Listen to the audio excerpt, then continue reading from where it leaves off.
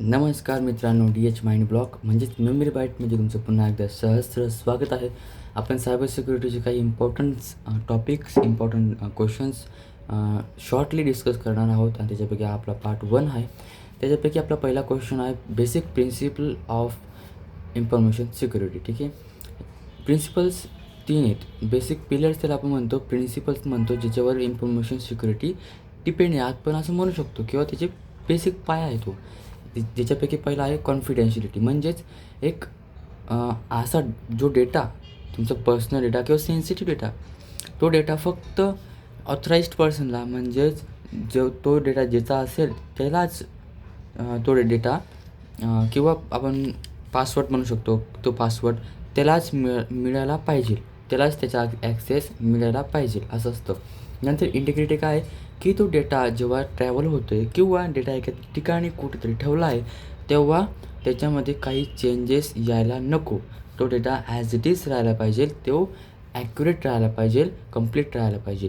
नंतर availability, data जेव्हा पण लागतो आहे तेव्हा डेटा त्या ऑथराइज्ड पर्सनला रिक्वायर्ड करून देणं, यालाच आपण काय म्हणतो की अवेलेबिलिटी. हे असे 3 प्रिन्सिपल्स आहेत इन्फॉर्मेशन सिक्युरिटीचे. ठीक आहे, नंतर त्याच्यामध्ये दुसरा पॉईंट आहे आपला की importance of information security. Information security का गरजेची आहे, तर आपला जो सेन्सिटिव्ह डेटा असतो त्याला प्रोटेक्शन देण्यासाठी आपण पासवर्ड किंवा आपलं नाव, आपला पत्ता असं याला प्रोटेक्शन देण्यासाठी. नंतर जे पण सायबर अटॅक्स होत असतात, हॅकिंग होत असते, त्यांच्यापासून प्रोटेक्ट करण्यासाठी. नंतर आपली जी प्रायव्हसी, आपले म्हणजे प्रायव्हेट फोटोज, आपले प्रायव्हेट आपला नेम, डेट, बर्थ डेट, हे सगळं आपलं प्रायव्हसी याला प्रोटेक्ट करण्यासाठी. नंतर आपली जी इंटिग्रिटी, आपण जे इंटिग्रिटी बघितलं त्याला मेंटेन करण्यासाठी, की डेटा कोणी चेंज करायला नको म्हणून. नंतर अवेलेबिलिटी ऑफ, म्हणजे डेटा केव्हा पण आपण अवेलेबल करून द्यायला पाहिजे, म्हणून डेटाची सिक्युरिटी ही महत्त्वाची असते. नंतर जे आपले फायनान्शियल लॉस असतात, म्हणजे जे पण काही आपले नुकसान होणार आहेत, आर्थिक पैशांचे नुकसान होणार किंवा दुसरं इतर नुकसान होणार आहे, ते लॉसेसपासून हे प्रोटेक्ट करत असतं. हे गरजेचं असतं इन्फॉर्मेशन सिक्युरिटी, असा त्याचा अर्थ आहे. नंतर आपला तिसरा पॉईंट म्हणजे थ्रेट्स अँड अटॅक्स. थ्रेट्स काय?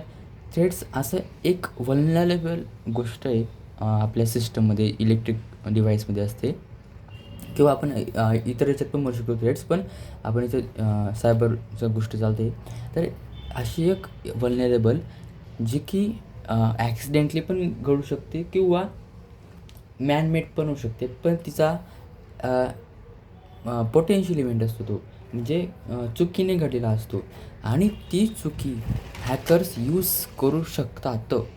पण जो अटॅक असतो तो इंटेन्शनल असतो. हॅकर्स मुद्दामून तो अटॅक एका सिस्टमवर करत असतात आणि त्याला त्याच्यापासून डेटा चोरी करतात. पण थ्रेट्स काय असतो, थ्रेट्स चुकून कुठंतरी एक बनून गेला असतो, समजा एखादा पॉईंट बनून गेला, एखादा होल बनून गेला सिक्युरिटीमध्ये, पण तो हॅकरला माहीत नाही, पण हॅकरला तो दिसला तर हॅकर त्याचा फायदा घेऊन इन्फॉर्मेशन चोरी करू शकतो. असे ते थ्रेट्स आणि अटॅक्स असतात. अटॅक्स तो हॅकर मुद्दामून करतो आणि हे चुकीने घडून गेलेलं असतं. हे माणसाकडनं पण घडू शकतं किंवा नॅचरली पण होऊ शकतं, ॲक्सिडेंटली होत असतं ते. थ्रेट्स बघा तुम्ही, पोटेन्शियल डेंजर असतं, ते डेंजर असतं, पण पोटेन्शियल जोपर्यंत त्याचं कोणी मिसयूज करत नाही तोपर्यंत ते डेंजर नसतं. पण ते जर हॅकरला सापडलं तर तो त्याचा मिसयूज करू शकतो. हे ॲक्च्युअल असतं, हे जे आहे ते हॅकरने मुद्दामून टाकलेलं असतं. हे नॅचरली असतं. नॅचरली म्हणजे हे नॅचरली पण राहू शकतं, हे इंटेन्शनल राहू शकतं. हे हार्म ची जी पॉसिबिलिटीज आहेत ते होऊ शकतं याच्यात, असं आहे. पण याच्यात होणारच. आणि याचं उदाहरण आहे वीक पासवर्ड, म्हणजे पासवर्ड एखाद्याचा वीक असतो तर ते थ्रेड्समध्ये म्हटलं जाईल. पण जर तोच पासवर्ड एखाद्या हॅकरने क्रॅक केला आणि पासवर्ड टाकला आणि ॲक्सेस घेतला तर त्याला अटॅक म्हणू शकतो आपण, की पासवर्ड अटॅक झाला बा, असं आहे. नंतर नेक्स्ट पॉईंट आपला e commerce and security threats. E commerce काय आहे की असं एक प्लॅटफॉर्म येते ज्याच्यावर सेल्स, म्हणजे बाईंग आणि सेलिंग गुड्स अँड सर्व्हिसेस आपण एक्सचेंज करू शकतो थ्रू दी इंटरनेट. असं ते एक ई कॉमर्स प्लॅटफॉर्म आहे. ठीक आहे, आणि ह्याच्यामध्ये जसं की आपण बँकिंग करू शकतो, शॉपिंग करू शकतो, म्हणजे ऑनलाईन वेबसाईट थ्रू आपण जे पण करतो त्याला आपण ते म्हणतो. ठीक आहे, हो. तर त्याचे थ्रेड्स काय असतात की वेबसाईट हॅकिंग होऊ शकते, जो आपला ॲक्सेस करू शकतो कोणी पण डेटाला. आपली जी डेटा आहे तो कोणी पण सेन्सिटिव्ह डेटा असतो आपला, जो कोणी पण हॅक करू शकतो. नंतर फिशिंग करू शकतो, एखादी फेक वेबसाईट तयार करू शकतो. नंतर मालवेअर म्हणजे हॅकिंग म्हणजे काय की एखादी वेबसाईटला हॅक करणं आणि तिला अनऑथराइजली तिला ॲक्सेस करून देणं, म्हणजे तिचा युजर नेम न टाकता, पासवर्ड न टाकता ती वेबसाईटला तो ॲक्सेस करतो, तर तो हॅकिंग झाला. आणि जर तीच वेबसाईट दुसऱ्या एखाद्याला तशीच बनवून दिली आणि त्याला सांगितलं की तुझ्या इथं पासवर्ड आणि ईमेल आय डी टाक, युजर नेम टाक, आणि ती इन्फॉर्मेशन त्यांनी टाकली, पण ती रिअलमध्ये त्या हॅकरची वेबसाईट होती आणि ती जी इन्फॉर्मेशन ती हॅकरला चालली गेली. मग हॅकर रिअल वेबसाईटवरती इन्फॉर्मेशन टाकतो आणि वेबसाईटचा ॲक्सेस घेतो, त्याला फिशिंग म्हणतात.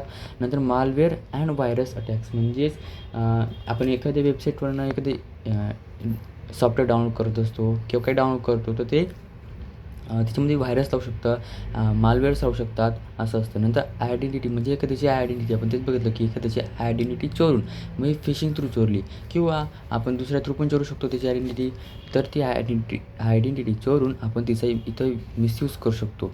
नंतर क्रेडिट अँड पेमेंट फ्रॉड, एखाद्याची क्रेडिट अँड पेमेंट फ्रॉड होतो, म्हणजे म्हणजे खोटं पेमेंट दाखवतात, खोटं क्रेडिट कार्ड पेमेंट्स दाखवतात आणि फ्रॉड त्यांच्यासोबत फ्रॉड होऊ शकतो.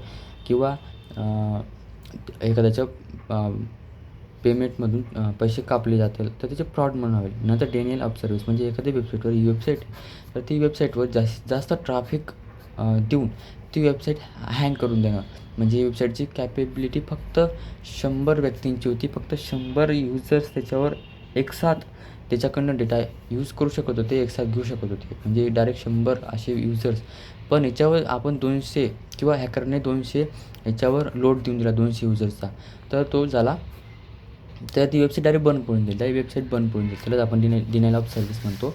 नंतर मोड्स ऑफ इलेक्ट्रॉनिक पेमेंट्सचे काही वेगवेगळे प्रकारचे मोड्स आहेत, जसं की क्रेडिट कार्ड. म्हणजेच आपण बघतो की एखाद्याची एक कार्ड असते, त्या कार्डची डिटेल टाकून आपण पैसे देऊ शकतो आणि नंतर ते पैसे दिल्या गेल्यावरती बँक ते पैसे आपल्याकडून नंतर वसूल करतो.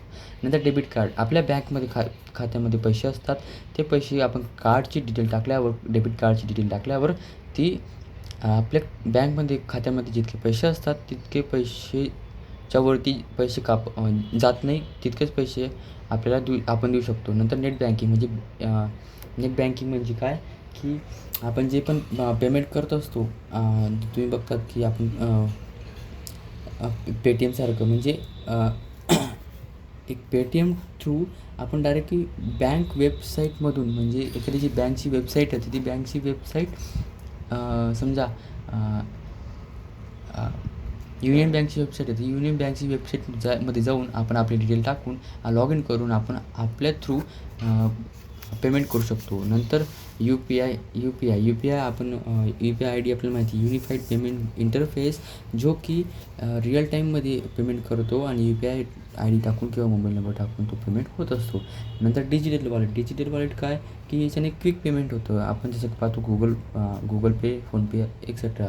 नंतर आहे आपलं मोबाईल बँकिंग काय की आपण मोबाईल थ्रू पेमेंट करू शकतो. नंतर ई एफ टी काय की इलेक्ट्रॉनिक फंड ट्रान्सफर, आपलं एक बँक टू आपलं दुसरं बँक आपण एक ट्रान्सफर करू शकतो, पेमेंट ट्रान्सफर करू शकतो. आणि स्मार्ट कार्ड्स असे कार्ड असतं जे की आपलं मायक्रोचिपसारखं असतं, ते जे की डेबिट आणि क्रेडिट कार्डसारखंच वर्क करतं.